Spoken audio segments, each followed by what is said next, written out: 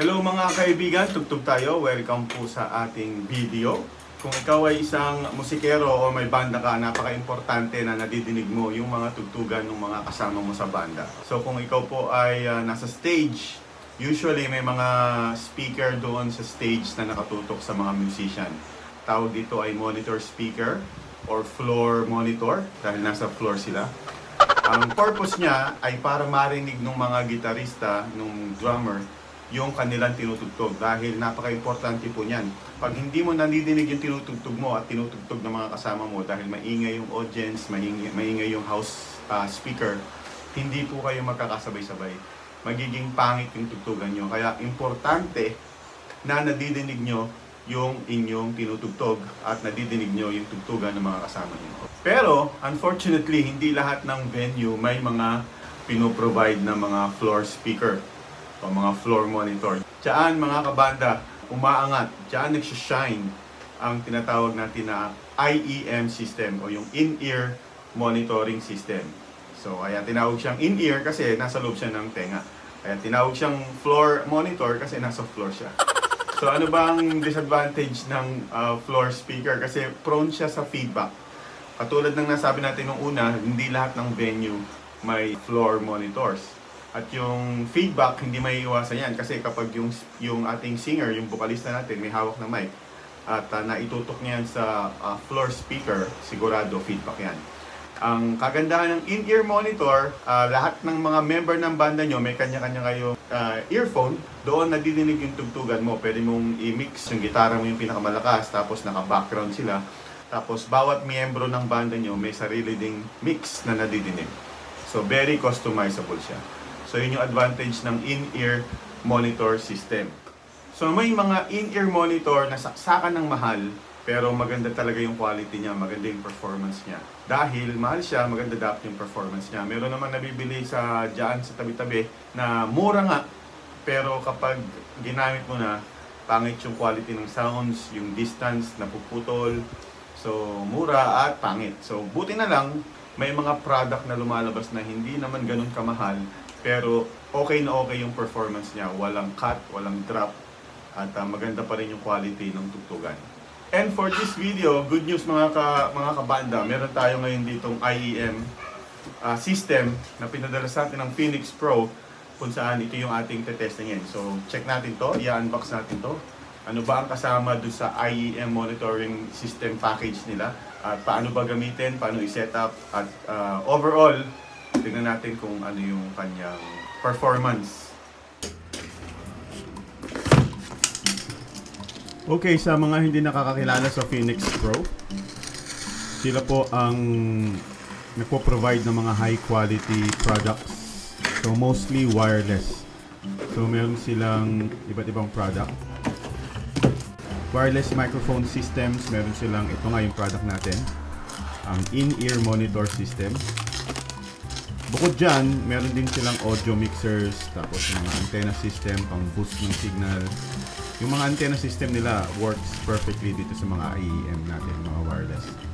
Meron din silang mga wireless instrument system or instrument system na lang. Ibig sabihin, yung mga drum mics, mga instrument for mga microphone for instruments. May drum mics, speaker, may siguro acoustic mics, yung mga acoustic guitar mics, at marami pang iba.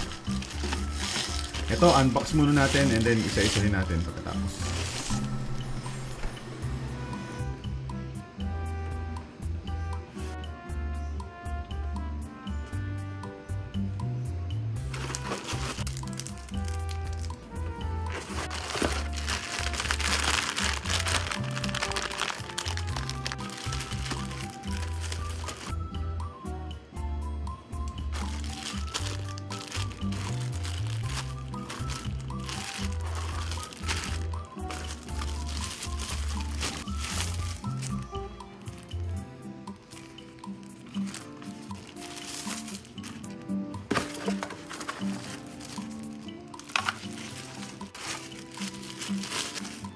Bracket, receiver, ay dalawang antena.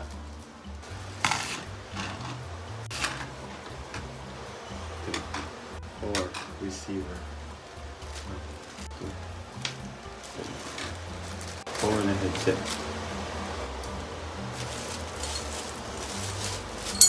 Ayun.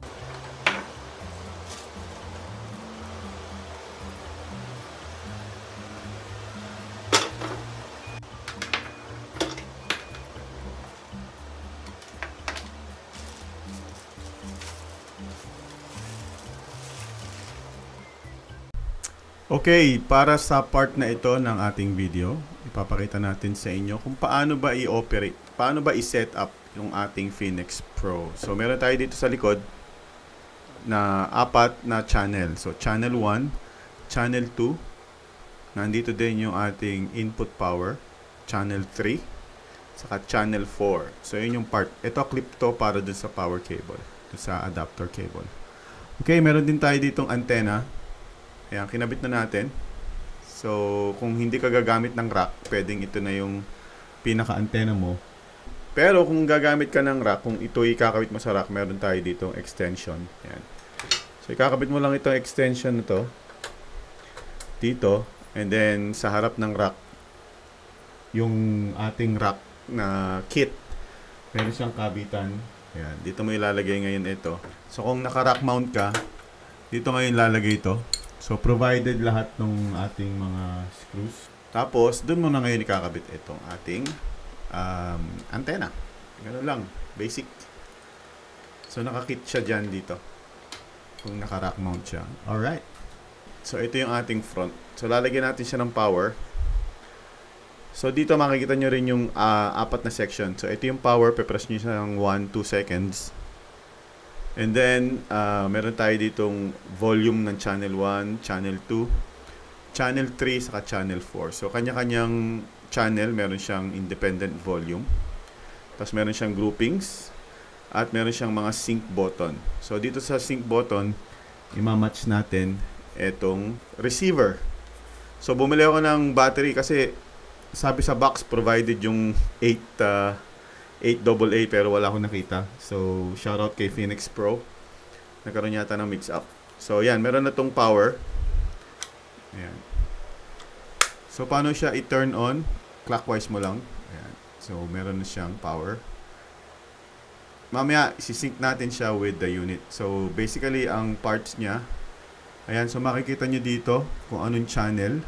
Dito naka-assign siya is 10.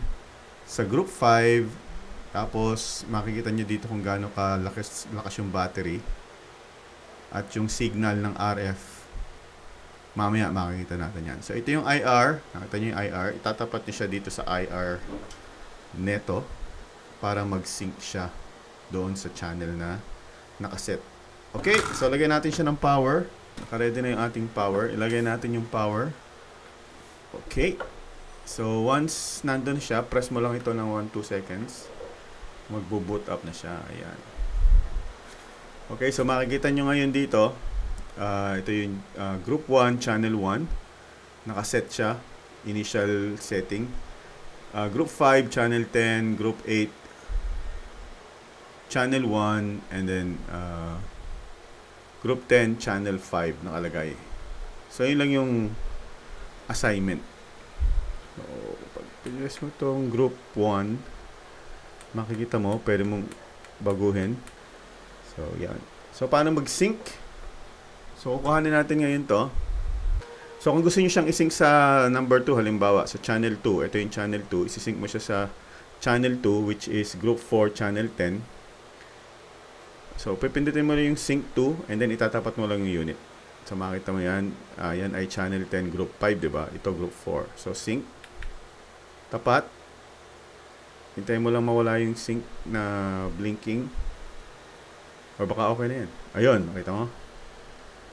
So, group 4, channel 10. So, ibig sabihin, kung ano man yung output na lalabas sa ating channel 2, madidinig natin sa headset nito. Ganun lang kasimple. So, meron pa tayo isa ditong unit. Power natin. Ito naman ay naka group 1, channel 1. So, kung gusto natin siyang isync dito sa group 10, channel 5, press natin itong sync 4. Ayan. Ayun. So, sync na siya. Kung ano ngayon lalabas dito sa channel 4 natin ng transmitter, madidinig natin dito sa channel 4 ng receiver. Okay? Ganun lang kasimple. Ngayon, pag-aralan natin ngayon yung nasa likod. Off na natin muna to. Press mo lang, 1-2 seconds. Para sa back, dito tayo may pag-aaralan. Tanggalin natin yung antena. So dito, pwede kang iba't ibang setup ang pwede mong gamitin. So again, meron tayong left and right. So nakalagay siya left and right, pero dahil ano naman to mono wireless IEM to, so hindi talaga siya stereo. So yung left and right, hindi siya talaga siya left and right. So pwede kang maglagay ng input 1 at input 2. Ganon din sa channel 2, channel 3, channel 4. Ngayon meron tayong ditong tinatawag na loop out. Ibig sabihin yan, yung output nito pwede nating ipasa dito. Usually, dahil yung ating unit, ang gagamitan natin nito is itong ating Zoom R20. So ang output niya bale is isang phone output lang. So meron tayong phone output. Meron tayo dito sa main speaker. So yung phones ang gagamitin natin. So isa lang siya.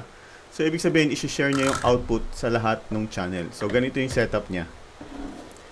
Okay? So yung output, i-input natin yung galing sa phones sa ating mixer sa isang input, and then yung loop out i-input natin dito sa ating channel 2. Yung loop out ng channel 2 sa channel 3, loop out ng channel 3 sa channel 4, and then yung isang output niya pwede nating ilagay ngayon sa kung meron mang monitor speaker dun sa stage. So ibig sabihin lahat ng output ng R20 common sa lahat ng channel. So yun yung isang setup. Ngayon kung yung mixer mo ay may multiple auxiliary out, so ibig sabihin channel 1 to channel 8, halimbawa man kung ilan man yung auxiliary out, pwede nyo ngayong i-assign yan bawat isang channel. So halimbawa yung ating dating Zoom Live Track L12, meron siyang 8 yata or 12 na output auxiliary. So yon, bawat isang member pwede nating inputan yan. Pwede ngayon silang magkaroon ng kanya-kanyang individual mix. Pero basically yung ating Zoom R20, i-share natin yung output nung phone, and then i-share natin yung output sa lahat ng channel, yung last one sa monitor speaker, sa stage kung meron man. And then, yun na yun. So, magkakaroon na kayo ng sarili-sarili nung channel. Okay, mga kabanda. Ganun lang kasimple. Napakadaling i-operate. So, kung gusto nyo subukan, available siya sa kanilang website. Wala akong link. So, pwede kang mag-direct doon, or pwede ka rin pumunta sa Lazada. Meron silang official Lazada store. Lalagay natin siya sa description sa ibaba. Thank you for watching.